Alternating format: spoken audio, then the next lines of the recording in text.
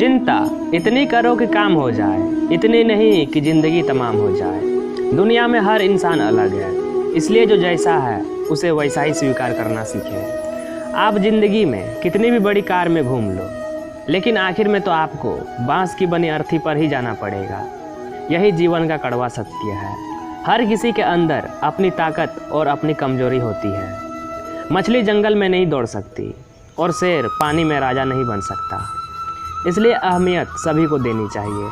आप कुछ भी करो कोई मायने नहीं रखता, लेकिन आप उसे किस मन से कर रहे हो यह बहुत मायने रखता है। बीते कल और आने वाले कल की चिंता नहीं करनी चाहिए, क्योंकि जो होना है वही होगा।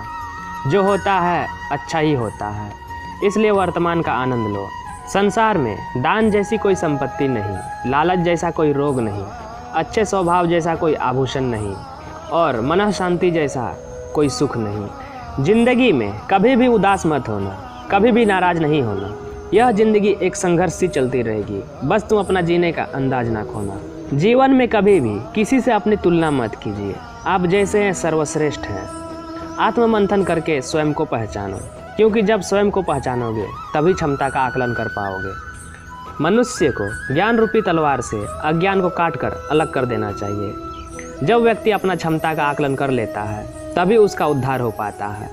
गीता में श्री कृष्ण ने बहुत बड़ी बात कही है कि यदि आप धर्म करोगे तो आपको ईश्वर से मांगना पड़ेगा, लेकिन यदि आप कर्म करोगे तो ईश्वर को आपको देना पड़ेगा।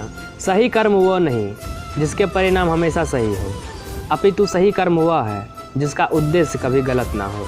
ज़्यादा खुश होने पर और ज़्यादा दुखी होने पर निर्णय नहीं लेना चाहिए, क्योंकि यह दोनों परिस्थितियाँ आपको सही निर्णय नहीं लेने देती है। वृक्ष कभी भी इस बात पर व्यतीत नहीं होता है कि उसने कितने पुष्प खो दिए। वह सदैव नए फूलों के सृजन में व्यस्त रहता है। जीवन में कितना कुछ हो गया, इस पीड़ा को भूलकर क्या नया कर सकते हैं, इसी में जीवन की सफलता है। अहंकार मनुष्य से वह सब करवाता है जो अंत में उसी के विनाश का कारण बनता है। इसलिए जीवन में जितना जल्दी हो सके अपना अहंकार त्याग दो।